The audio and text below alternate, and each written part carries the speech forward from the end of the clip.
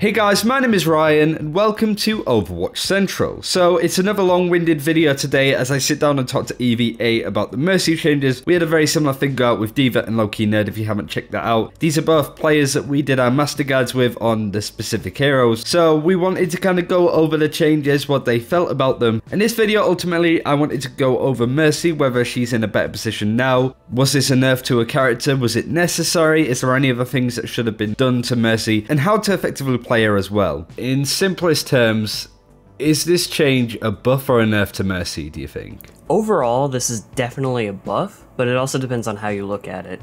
Many players who had previously been relying heavily on res as their way of making plays will feel like this is a nerf because their key method of playing was removed.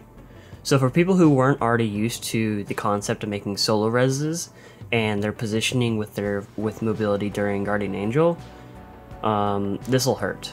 But for the people who do those things, this will be amazing and will be a direct buff. Was Resurrection in Mercy 1.0 just unhealthy for the character and unhealthy for the game? I mean, it's very similar to D.Va with Defense Matrix, where the ability had such an adverse effect on the game on its own, they really dumbed down the hero as a whole. Mercy 1.0 was very unhealthy not only for the game, but the character itself. I am certainly not the first person to make this example, but she just straight up is conflicting her own playstyle, where you'd want everybody to group up for a res and to fight together, but that meant not only did you need to hide to guarantee that you would be able to pull off that res, but that if you wanted to contribute, because people, if they did actually stick together, there's no way for you to Guardian Angel between multiple teammates reliably. It just constantly conflicted with its own kit, and it is very healthy for the game, as I said just there as examples for herself, but also from an enemy and friendly standpoint where people don't feel like they have to die to get value out of you as a teammate, or the enemies feel like I have to save such and such ultimate to counteract somebody else's ultimate. While that's inherently perfect in a strategy standpoint, it doesn't feel good. It doesn't feel like, oh no, we used one too many ults, we just lost this fight because they have one of theirs. It doesn't feel good from a game flow standpoint, and that with this change, it'll allow fights to flow more naturally, and it'll put more emphasis on proper coordination of ultimates, rather than I got a kill with an ultimate, now we're up in numbers, where Mercy can just solo res, but then tempo-wise be able to solo res again moments later to negate another ult. It puts more emphasis on getting multiple kills with a single ultimate, and that'll actually matter for the engagement. Yeah, I think that's what I like about the new ultimate, that it's very much on par with the likes of Transcendence and Sound Barrier, that it's an ability that's used when you want to really increase those resources. Say if there's an ultimate that's been used by the enemy team, you've got your support ults ready, whereas Res was more about letting your team actually lose the fight and then trying to bring them back. It really depended on how you utilize the ultimate. I personally always try to be as close as I could to the fight, being able to affect the fight while simultaneously going for that tempo res. So for my playstyle, it works perfectly. But like you said, in order to get seemingly large value, you needed to hide, which encourages dozens of different ways of playing poorly. And I think as obviously when you go through the tiers, the impacts of certain heroes becomes much more prevalent and a lot harder to make use out of. Say for example, it's easy to maybe get a 5 kill with a D.Va bomb in Silver, whereas that's not seemingly as possible at GM. And I think Mercy, lower tier Mercy compared to higher tier Mercy, that was the big change, right? That 5-man reses were a lot more common, I suppose, in lower tiers than they would be in higher ones. And tempo reses becomes a big thing, so you had this real big gulf in between the different styles of Mercy. I think that's a very good point, in that there is so many different ways to play Mercy, and it hinges a lot on what environment you're playing her in. Whether you're in lower tier, like you said, about getting larger reses, because more often than not people are out of position, but that often means together in a clump. Whereas in GM, it would be often difficult because of how people were spread out, but that was peeling for each other. This allows people to still effectively peel for each other, and giving her the mobility to go around and resurrect people as they are needed. And I feel like that's very powerful. The point that I've certainly been trying to make on this channel with my own opinions on this change is that both the changes to D.Va and Mercy have been significant nerfs because they've had their main abilities either removed completely or shortened to the point that you can't get as much use out of it. But it's really bittersweet in the sense that you get so much more with it that almost makes up for it. And both of these heroes, I think, overall really suffered from maybe a lack of APM. I mean, Mercy's sort of common playstyle with 5-man reses was to not get involved in fights at all. Absolutely. It emphasizes being more active in the fights while also being more effective with their newfound abilities. And finally, that it removes the factor that they are hated for those reasons. Either with D.Va and Defense Matrix, people felt like, well, I can't play my game now while she's holding right click, or all my work I just did over the past 30 seconds was just nullified by Mercy Resurrect. So it not only is healthy from the people playing them being more active, being more useful in the fights as it flows, but as well as from a game design standpoint, they've effectively just removed the idea that these two heroes are the most unfun to play against. So it is beyond amazing how perfect that this upcoming patch will be, and many people aren't even going to be playing competitive until this patch is out, patch 15. And you're one of them as well, or is that for different reasons? In a lot of ways, Mercy 1.0 just isn't fun compared to 2.0. Not only that, it perfectly fits my playstyle, but as well as that I want to see how Mercy's SR is affected by the new changes.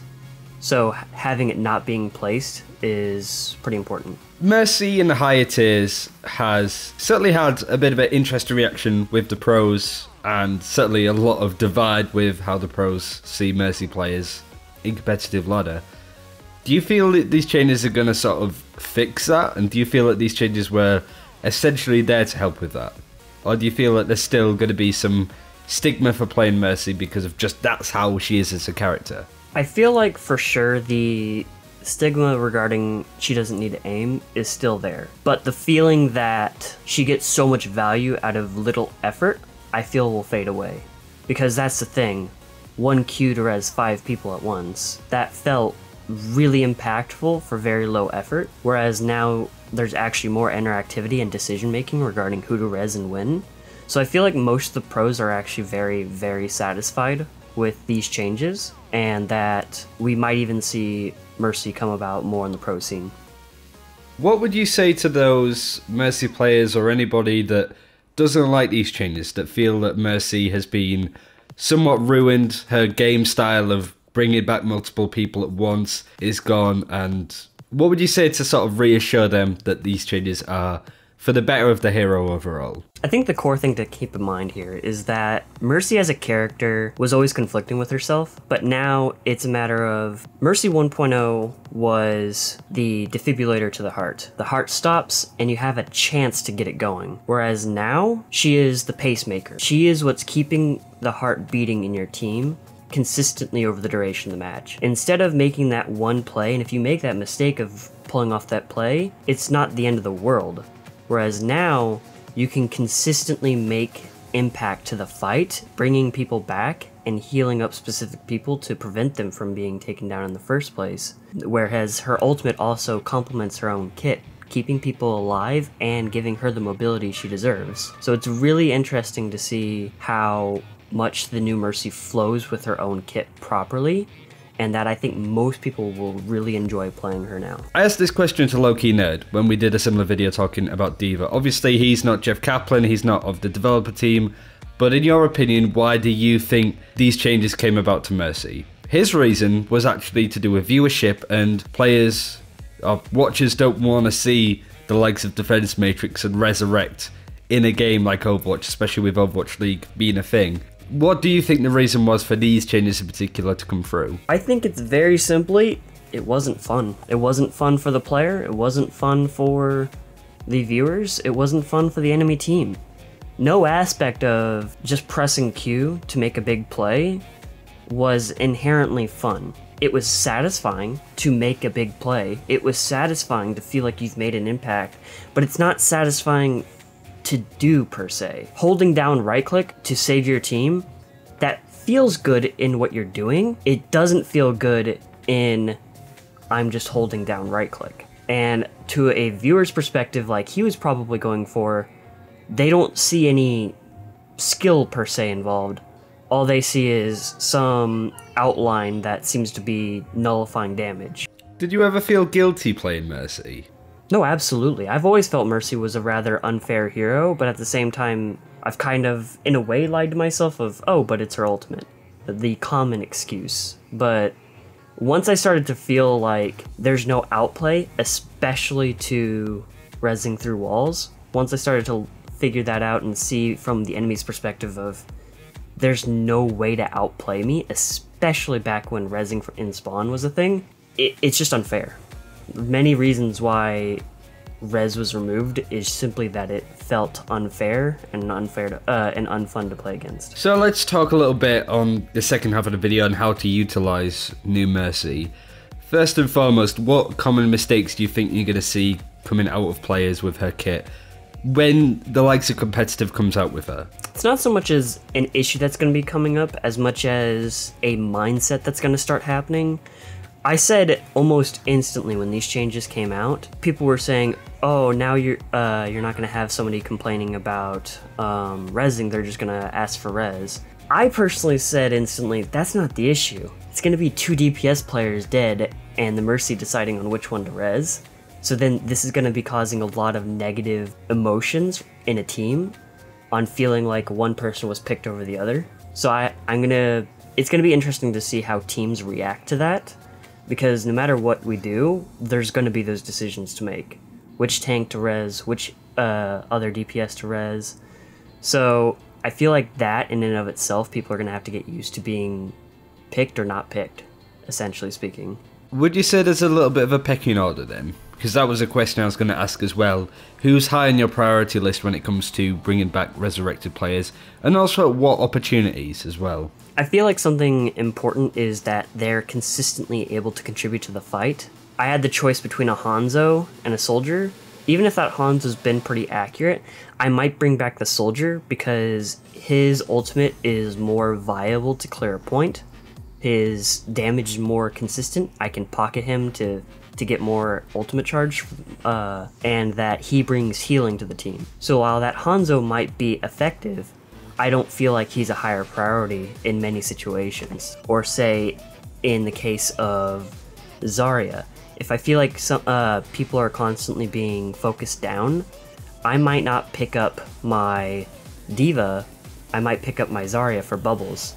So not only can I pocket her to get more of my ult charge, and the D.Va is not gonna instantly die trying to get back in mecha. So there's a lot of different factors at play of, is this person gonna die instantly? How much do they contribute to the fight? How much does that help me get my own ultimate quicker? And overall their impact to the fight, possibly based on their ultimate as well. Oftentimes when someone's down, I'll ask them what's their ultimate at. Often they'll respond, I'm dead, and I'm like, that's not the point. But yeah. But yeah. I feel like that's the one thing that needs to be in the game to make this much more effective for Mercy players, to be able to see ult charges of particular teammates.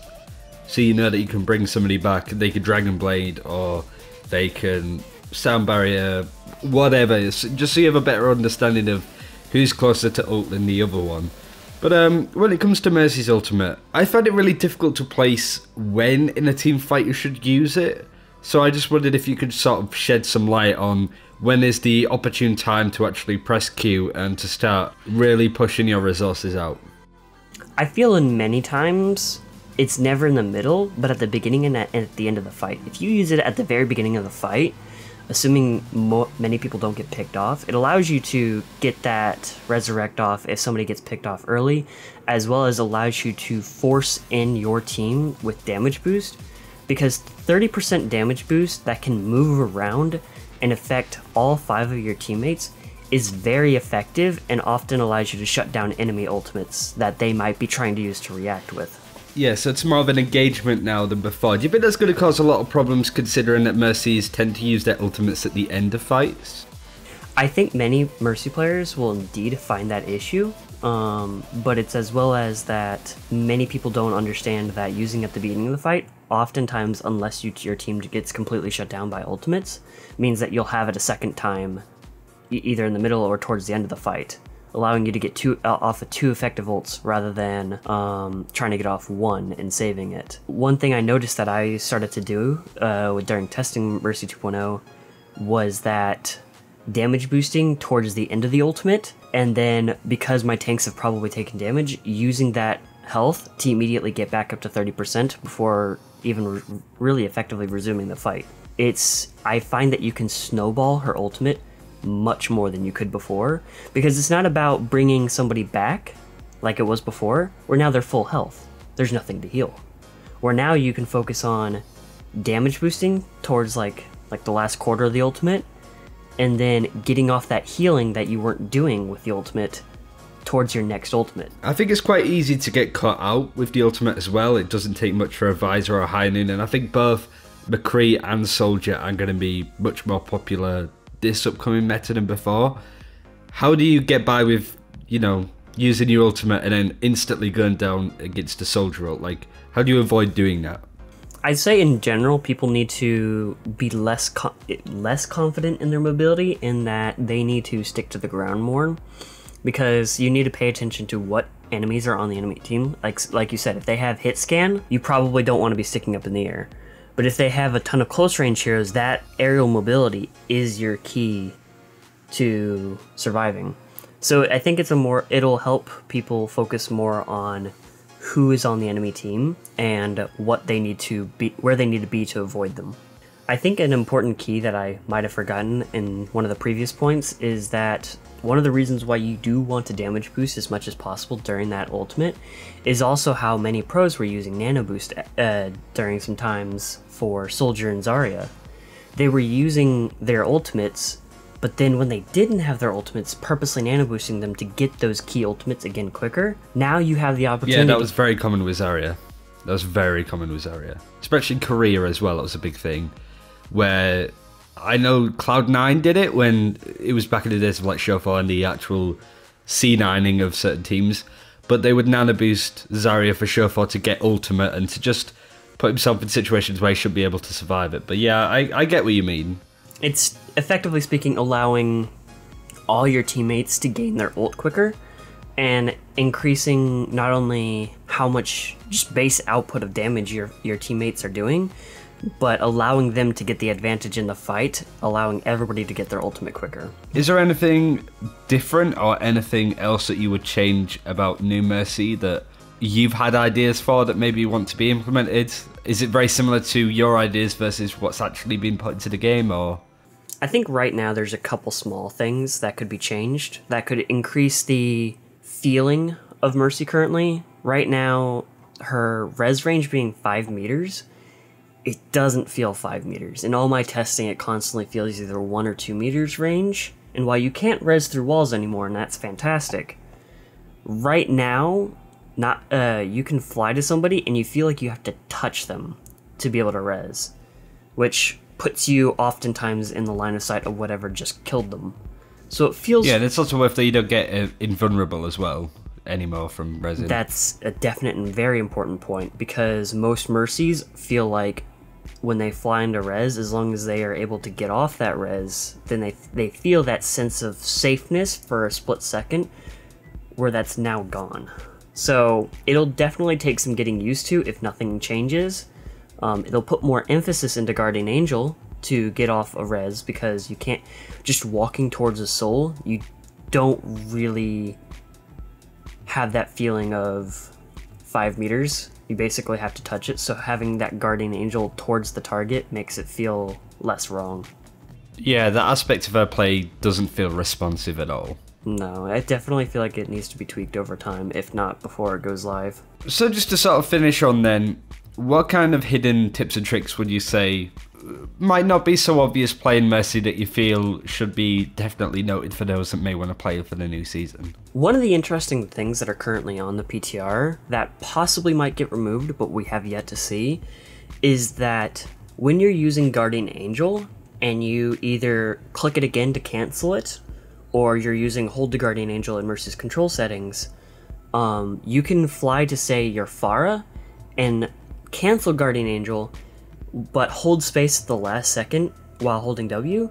You can go insanely fast in a single direction before you change directions, and it'll stop your momentum, to where you could chain your mobility to get much further. Where before you would fly to your Pharah and then your Pharah would go to the point, you could go to your Pharah and then beat her to the point by like 15 seconds. So it's really interesting to possibly increase her skill gap if that stays in the game, but we have yet to know for sure. I'm really excited and hope that it stays, but we'll see. Yeah, it's one of those things that seems a bit too strong in its current state. And just sort of finally, overall reaction to the changes for Mercy. Where do you think we're going to be in like 1 month or 2 months time? Are we going to be in a healthier Overwatch because of it? I think generally speaking, people just have more fun with Overwatch. It might be kind of hurtful now of Big Res is gone, but I feel like over the course of the next couple months, many people will just feel like Overwatch is a more satisfying experience. And that's it for this time. Thank you very much for watching. You can find all of EeveeA's details in the description below. When it comes to a master guide, we probably will do a new Mercy one somewhere down the line, but not for a few weeks whilst players get used to the new change. But until next time, take care. We'll see you then.